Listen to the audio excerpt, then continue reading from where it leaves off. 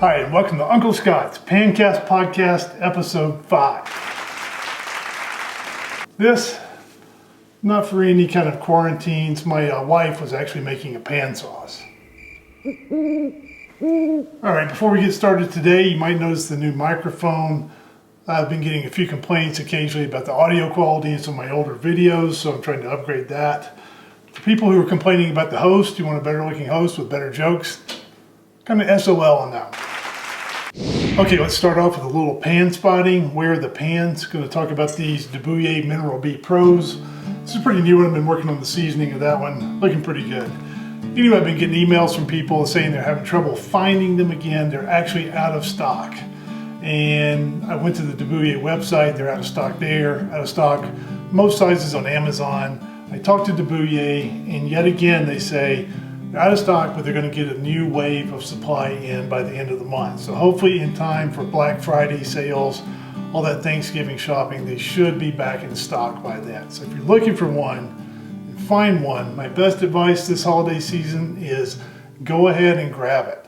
You know, with all the supply disruptions, everything going on in the economy, if you see something you want, go ahead and grab it.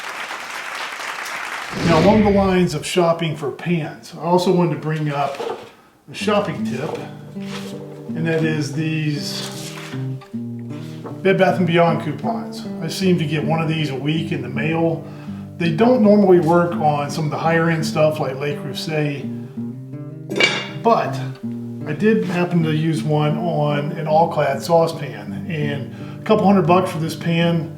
The coupon worked for all-clad, 20% off, so I ended up saving about $50. So $50 for free is kind of nice. A corollary to that, Bye Bye Baby. It's a store I had no idea it even existed until my wife and I had a son, and now it seems like it's Bye Bye 401k. That's where about half of my money went after he was born. They're part of the same chain or same parent company as Bed Bath & Beyond. And if you happen to have a coupon for one but not the other, the coupons are interchangeable. So definitely make note of that. Let's do a carbon steel quick tip. A while back I did that video on how to nuke and re-season carbon steel pans and skillets. One of the things I talked about in there was using vinegar. And I had a fellow write in and say, he left vinegar in his pan overnight. I do not advise people to leave vinegar in a pan overnight. In that video, I talked about using acidic ingredients, either vinegar, lemon juice, tomatoes, that type thing, to kind of remove old gunky seasoning from a carbon steel pan. That's a short-term process, 5 minutes, 10 minutes, 15 minutes, maybe a half hour at the outside, and you need to kind of watch it while you do that. I would not leave those ingredients in a carbon steel skillet for 24 hours without keeping an eye on it. Definitely would not do that. Okay, this week's big box battle between Costco and Sam's, we're going to take a look at enameled cast iron Dutch ovens on the value end of the spectrum.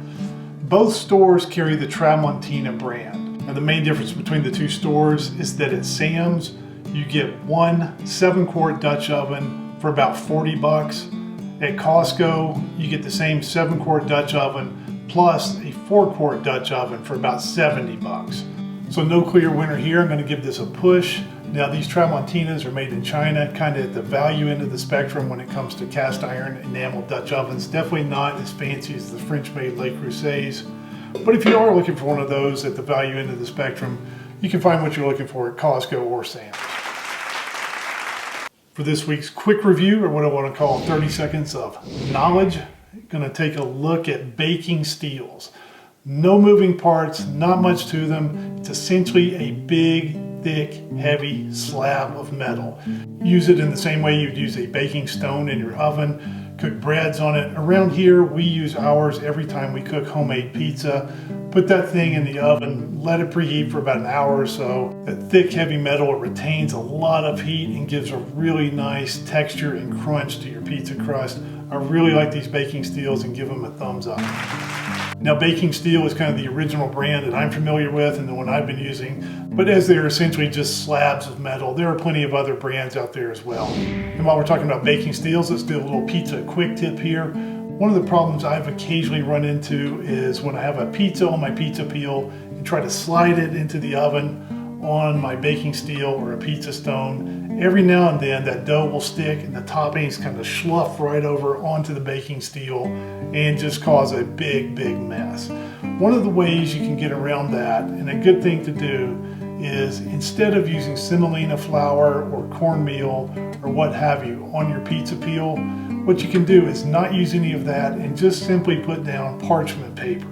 Make your pizza just like normal on your pizza peel on the parchment paper, and slide it easily onto your baking steel or pizza stone in your oven. Halfway through cooking, open your oven, rotate that around halfway, lift up the edge of the pizza with some tongs, and you can pull that parchment paper right out. Your pizza will then cook directly on the stone or baking steel, no sticking whatsoever, and you get a nice texture and crunch.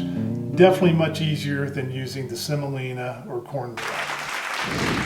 Let's talk a little bit about some viewer feedback. Earlier this week I put up a review of a Philips air fryer. Really like that thing, gave it a thumbs up. Been getting feedback that's kind of all over the spectrum, but one thing that seems to be pretty common is people wanting to know whether they really need one or not. Diana Pardo wrote in, she said, she's always contemplating whether to get one of these or not. She has a Breville convection oven, it's great, doesn't have a lot of counter space. Not really sure whether to get one or not.